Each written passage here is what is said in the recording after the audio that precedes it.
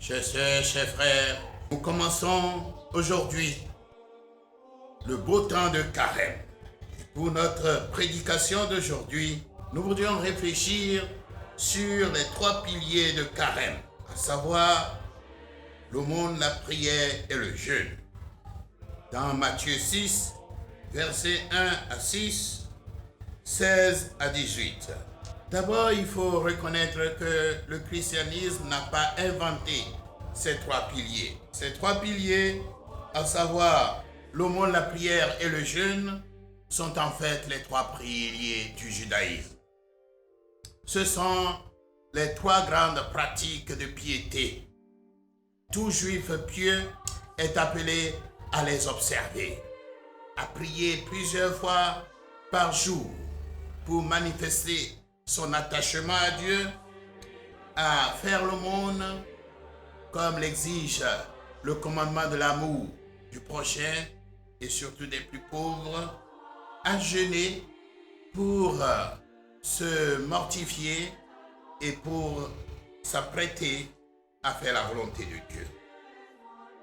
Dans un premier temps, nous allons voir l'arrière-fond juif de ces 3 pratiques et même qu'on trouve dans les religions traditionnelles africaines. Deuxième moment, nous allons voir la spécificité du carême chrétien et enfin, nous allons faire une critique des dévotions actuelles dans l'Afrique pour voir comment mieux vivre notre foi chrétienne. Le premier point, l'arrière-fond juif et les religions traditionnelles africaines. Les liens que le judaïsme établit entre la prière et le jeûne, c'est que le jeûne prépare à la prière. Le jeûne dispose le corps et l'esprit humain pour mieux faire la volonté de Dieu.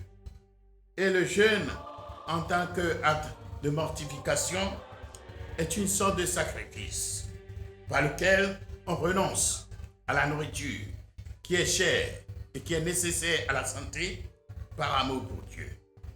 Normalement, la prière et le jeûne devraient favoriser l'aumône, c'est-à-dire notre générosité, c'est-à-dire nous détacher des biens de ce monde-ci pour mieux partager avec les plus pauvres et mieux faire la volonté de Dieu. Deuxième point, quelle est la spécificité du carême chrétien? Le carême chrétien, comme nous y invite Jésus, c'est de pratiquer ces 3 grands piliers du judaïsme, mais dans un esprit nouveau. Et le point commun de toutes ces 3 pratiques dans une perspective chrétienne, c'est la discrétion. Il faut prier dans la discrétion. Cette discrétion est exigée des disciples de Jésus parce que lui-même, il a fait l'option d'être le Messie qui ne veut pas s'imposer. La troisième caractéristique de cette spécificité du carême chrétien, c'est que Jésus, par cette discrétion, nous invite à la non-violence, à la conversion, au retournement à Dieu. Dieu lui-même qui est dans le secret, Dieu lui-même qui est dans la discrétion.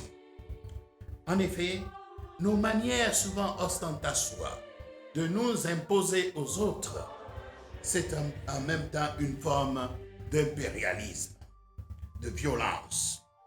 Troisième et dernier point, c'est la critique de nos dévotions actuelles. Et la religiosité africaine est surtout caractérisée par le matu pur, par l'ostentation.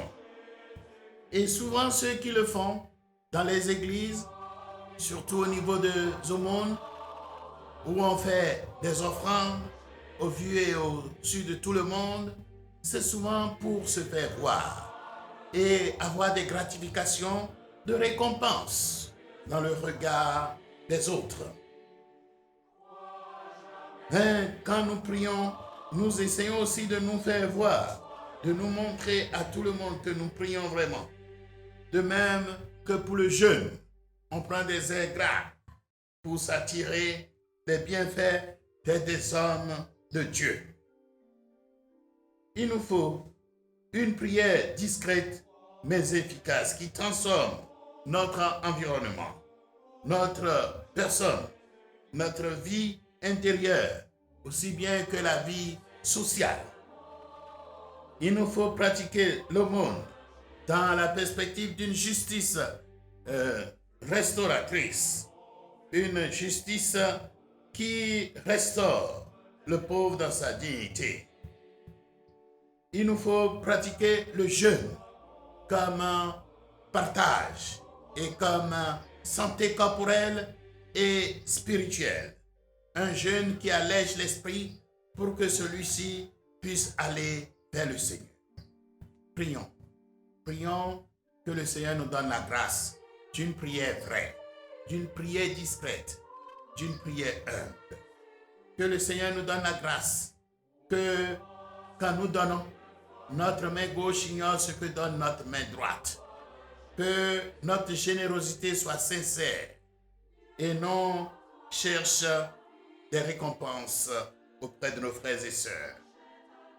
Prions pour que tous ces actes, en les pratiquant, nous puissions glorifier le Seigneur et être vraiment appelés les enfants de Dieu.